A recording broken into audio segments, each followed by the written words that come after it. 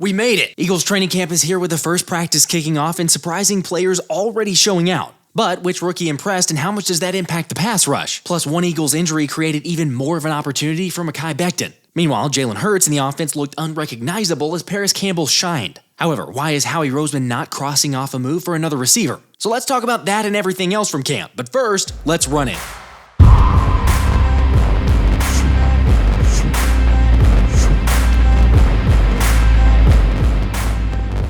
What's up, guys? Do me a favor and drop a like because even though the Eagles reported on Tuesday, the Birds kicked off training camp at the Novacare Complex and we are back. So not really a surprise, but the fellas were feeling really good. Class is in session. Good.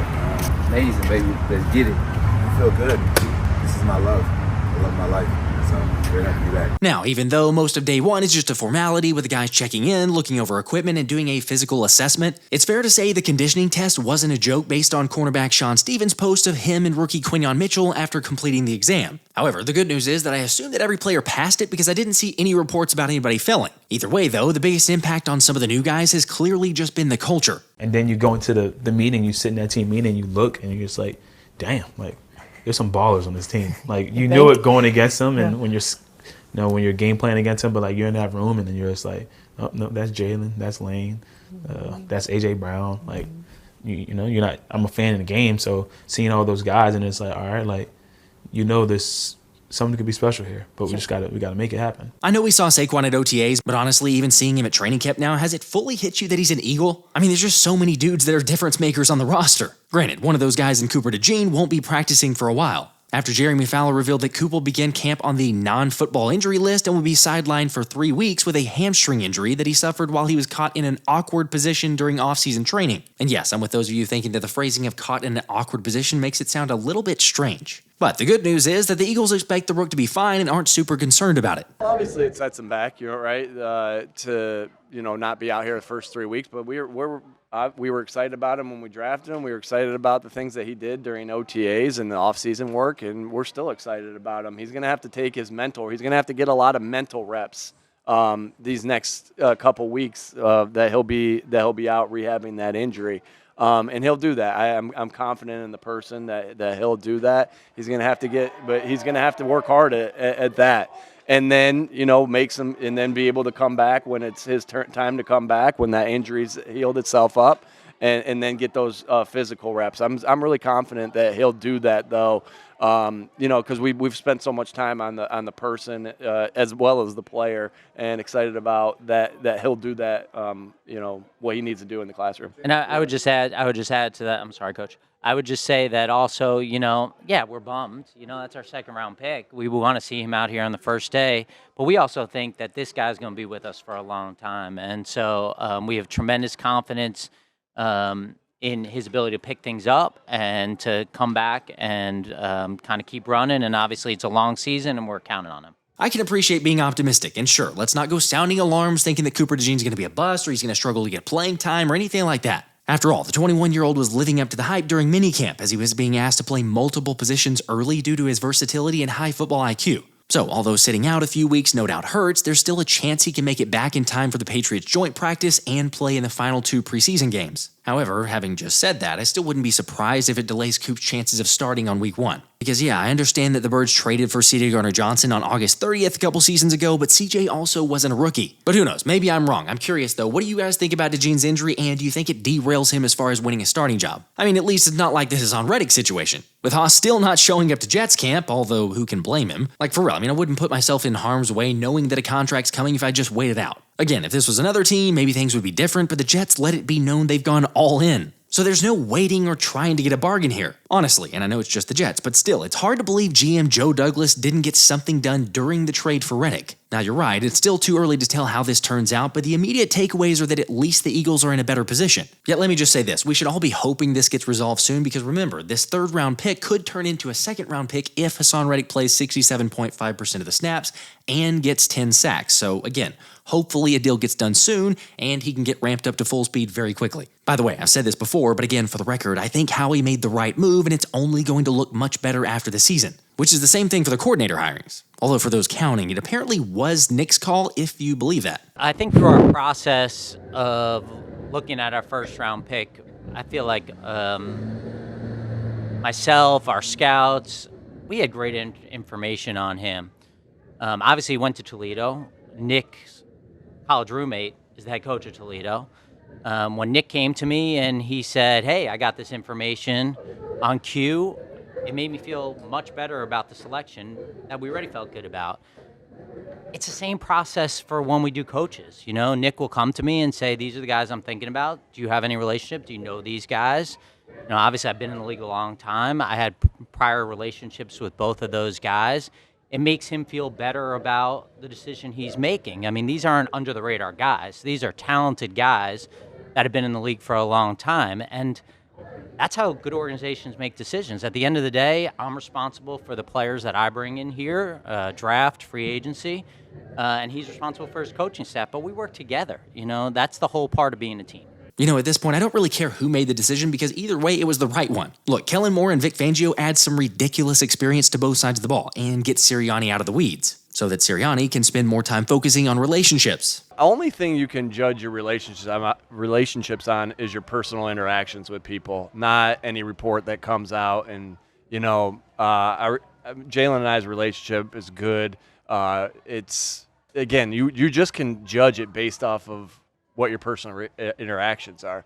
And so when you hear a report like that, you don't put much stock into it because, quite frankly, not everybody sees that. So I'm so excited for him and I to get into our fourth year together. We've done some pretty special things, and I'm really excited for him. He's worked so hard at his game. I'm excited for him to be able to get back out here today and have a good practice today. And, yeah, just looking forward to continuing to work with him and continue to build on the special things that we've done. By the way, Jalen discredited any doubters, saying that Nick Sirianni and his relationship is in a great place despite what some media members may have already said. Which again, someone's going to have something negative to say, but at least it's not the same negativity as Dallas, with Jerry's clowns literally bidding against themselves. Since Dak Prescott is setting up to become the highest paid quarterback, wide receiver CeeDee Lamb is holding out to become the league's next highest paid non-QB. Oh yeah, and then Micah Parsons will then want to become the next highest paid non-QB after that. So my gosh, it's no wonder that they rarely have any cap space. You guys came in $53 million lower than the nearest competition. Oh, it's great, isn't it? Dallas's mismanagement and lack of understanding of the cap and the market and really everything else just puts me in a good mood. Although some actual competition is taking place at the Eagles camp at the right guard spot, with Sirianni technically committing to Tyler Steen as the starter for the first day of camp, but making sure to promise nothing beyond that, emphasizing that Mekhi Becton will get a shot and has to be able to play both guard and tackle no matter what. Granted, it was a shock to me and most people to see Landon Dickerson sitting out of practice, especially because he just hosted a slip and slide party right before camp, which, not gonna lie, made me wonder if Pro Football Network's Anthony DeBona's conspiracy theory of the Eagles holding Landon Dickerson out of camp is a ploy to get Becton more reps at guard. However, upon further review of the injury report, Landon Dickerson is out with a toe laceration. Yet, hold on, even though that sounds terrible, it's really not as bad as it probably sounds. Morning, everyone. Don't freak out. I forbid anybody to freak out. Clearly, I have had a very serious accident, but I will recover, God willing. He'll be fine, but for real though, I still think that there's some of this leaning towards the fact that you have Mekhi Becton, you're curious to see what he can bring to the table, so you say, hey Landon, let's just take it easy on a toe laceration or a toe cut that I'm assuming he suffered during the slip and slide. Of course, in addition to Dickerson and Brett Toth being out with injuries, the Eagles placed tackle Gottlieb Ayeds, wide receiver Shaq Davis, and Cooper DeJean, as I mentioned earlier, on the NFI list. Meanwhile, as a reminder, Sidney Brown is also on the PUP list. For those curious, that doesn't give Philly any additional spots to sign players, so not an immediate avenue to just automatically say, hey, we're just bring reinforcements here. Although when it comes to signings, judging by Howie Roseman's comments about the wide receiver 3 spot, I wouldn't put it past him to eventually make a move. Really excited to get out here and see the candidates that we have. We brought in guys that we think have talent and the ability to contribute for us, but to sit here and say like that's not something we're going to be watching every day and seeing who step up and how the chemistry is with Jalen, it's important, you know, and I think that you look at it throughout the league, that position's an important position. We brought in guys in free agency. We drafted a couple of guys, and I think it's something that we're going to be watching, among other things, daily and see who steps up. Obviously, there's some guys that can make plays. However, as we've talked about on a number of episodes, John Metchie is a name that continues to come up, and I wouldn't put it past the idea of maybe using your surplus, especially with the cornerback position, to make a trade. But speaking of watching closely, Saquon Barkley was unsurprisingly getting all kinds of attention at camp. Because seeing him in an Eagles uniform is just crazy, and the feeling's mutual. Big Dom. He's the guy. What is the story with Big Dom? What'd you learn about him? He's the guy. Like, that's the only thing I just know. Like, he's the guy. Like, whatever you need, like, he's the guy. Like, he's gonna get it done. I don't wanna do your dirty work no more. It's so crazy when you see it from the opposite side. Like, like I said, I was in New York and going against him.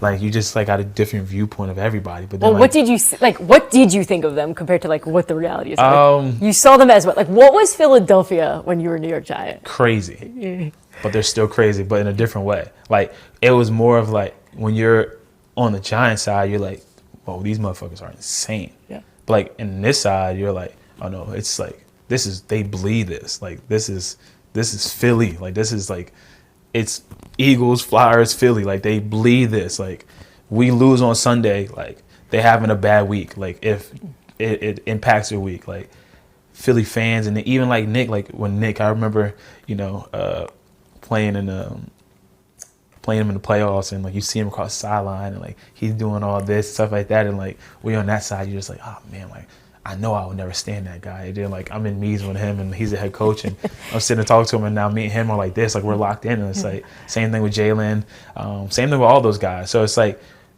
it's different from seeing it that side, but when you're here, and it's especially the fans, it's wow, it gives you similar to that college vibe, and me going to Penn State, a big school, and those games that I was able to play there, being on the side. I remember playing a Link divisional playoffs, and Uzi came out and the stadium was just rocking. Or even in the Christmas game, they had this light thing. I was damn. I was this joint is crazy. But now it's you're I can't wait. I'm itching. I can't wait for camp. I can't wait for the season. I can't wait to that first game. Obviously, our first game is in Brazil, which is gonna be pretty cool. Yeah. But the first time in the Link, scoring a touchdown in there, feeling that atmosphere, knowing how passionate this team is, knowing they're all about you going out there, giving your best, winning, playing tough, playing hard, and just buying into that culture. That's what I'm really looking forward to doing. Yeah, because the culture is just infectious. And probably my favorite part Barkley mentioned during his interview with The Athletic was the fans and how passionate we are. Which on that note, congrats to Jeffrey Peribchuk for winning this Lane Johnson signed jersey. I'm going to be shipping out this bad boy to you tomorrow. And in case you want to get in on the next giveaway, I'm going to be giving away tickets to any Eagles game of your choice. All you got to do, make sure to hit the like button and subscribe if you haven't already, and that's going to take place on Friday night live stream August 2nd. Anyway, getting back to Saquon, it's still hard to believe he's in the midnight green. And apologies to Ty Davis Bryce, but I'm sorry, bro. Saquon makes you look like you're on the JV. I guess I kind of understand why the staff's feeling good about the linebacker spot. After all, the dudes are going up against Saquon every day, with Sirianni emphasizing they're feeling as good as they felt about the linebacker room. Naturally, Howie Roseman made sure to insert an unwavering and resounding belief and confidence in Nakobe Dean for that spot as well. Yet having said that, no matter what anyone does early, it's prudent to offer the reminder from my guy David, who said, remember to keep your emotions in check from what you see some days during practice, aka beware the Jalen Reagor syndrome. Why are you smiling like that? I just like to smile. Smiling's my favorite. I'm sorry, but who am I kidding? That's nearly an impossible ask, especially seeing Jalen Hurts handed off to Saquon freaking Barkley. Plus, how about another exciting look of a pitch to the new RB? Although, yeah, maybe a bit of a botched play, yet that's why we're practicing now. But I'm sorry, I just can't help it anymore. The fact that it's training camp, the first practice, and Saquon's an Eagle is absolutely unreal. So let's do a more immediate giveaway. Y'all know the drill. Make sure and hit the like button and then obviously subscribe to the channel too. And then after that, drop down to the comments and enter Saquon, where 2 lucky subscribers will win any Saquon Barkley jersey of your choice via the randomized spinner during my next live stream. I mean, how perfect was it that the first play of camp was a handoff to Saquon? Of course, let's make sure you're up to date with who the starters were, courtesy of Zach Berman, with Tyler Steen at right guard, Mekhi Becton at left guard, Zack Baun and Devin White officially your starting linebackers, Isaiah Rodgers at cornerback with Slay, Avonte Maddox in the slot, and last but certainly not least, Paris Campbell at wide receiver 3. After all, shout out to John Clark, who shared that the offense was humming thanks to a lot of different motion, especially with Dallas Goedert and Smitty to free him up. But QB1 seemed to have a favorite target in Paris Campbell with multiple receptions early on. It's also worth noting that the second team linebackers were Nakobe Dean and Ben Van Sumeren, a guy who Andrew DeCecco pinned as his dark horse candidate for camp. And then the other second team corners were Kelee Ringo and Quinyon Mitchell. Granted, both Ringo and Nakobe did eventually come in to get some reps with the first team. But what was maybe more surprising was seeing James Bradberry officially in the safety role with the second team, putting to rest all the speculation and curiosity of where he'd fit in. Because not only did JB not play corner, but even Eli Ricks and Josh Jobe were getting reps without JB moving to that spot. However, even though most of us are unsure about that move, Slay's a fan. Great, man. He's a, JB one dude that could be very versatile. He's great at what he do. I know he's emergency if we need him at corner. He's emergency if we need him at safety. He played nickel last year a little bit, played dime. So JB is very good at being a versatile guy with a great ball skill. So he's going to be a great addition to anywhere he play at. While we're on the topic of different looks and versatility, Brandon Lee Gowton pointed out that it was actually Nakobe Dean and Zack Baun who started at linebacker when the Birds went to 11 on 11s. As EJ Smith said, Nakobe Dean clearly stood out with quality reps on a presumed tackle for loss and getting into the backfield on a pass play as well. I'm not gonna lie, it would surprise me if Nakobe went out for a starter position. Granted, yes, this is the very first practice and we're trying to not overreact. However, there have been some that have been quick to point out we shouldn't really immediately say he's not gonna be a starter. Of course, to me, Devin White is the clear frontrunner, even though he began the initial period with the second team. However, it was actually Zack Baun who made the play of the day according to Dave Zangaro during 7-on-7s, as Baun was working with the second team defense as he dropped into coverage on CJ Uzomah. Granted, the pass from Pickett might have been a tad behind Uzomah, but Baun did a great job getting his hand in there to bat down the pass. Which again, I know it's just day one, but it just speaks to the potential Fangio's seen from the very beginning with his versatility. Having said that, the offense did seem to take advantage of some trickery with Paris Campbell and John Ross getting reps on the outside, which isn't a bad thing in case A.J. Brown or Devontae Smith were ever forced to miss time. Followed by ESP sharing the Eagles using motion and then a fake pitch to Saquon where Hurts kept it and ran for a big gain, to which Sirianni wasn't exactly sure what he was watching. What do you call that? Believe it or not, that was actually not even the best play, with Jalen Hurts' best throw being a 35-yard layered throw to Dallas Goedert on a corner route for 6. By the way, you can just go ahead and chalk another one up to Kellen Moore's genius for that one. Now, as far as special teams go, Britton Covey, John Ross, Anaya Smith, and Isaiah Rodgers were all back returning punts, so it'll be interesting to see how this one plays out in the preseason. But while they were getting work there, Mekhi Becton was getting reps at left guard, and maybe got too many reps, since John Clark shared he lost his breakfast despite making all the necessary preparations beforehand. I ate more fettuccine Alfredo and drank less water than I have in my entire life. It's hot, it's humid, so you can't necessarily blame the guy.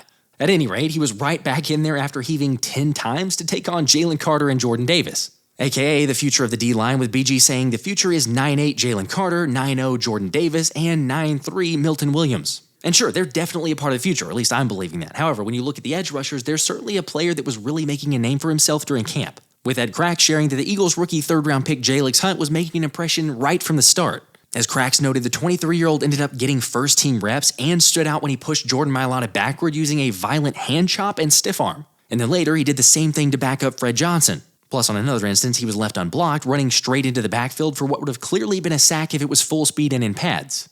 I mean, let's be honest, this is where I'm supposed to tell you to not overreact and not freak out, but at the same time, Jalyx Hunt getting first-team reps is somewhat meaningful, especially considering he's a rookie and it's the first practice of training camp.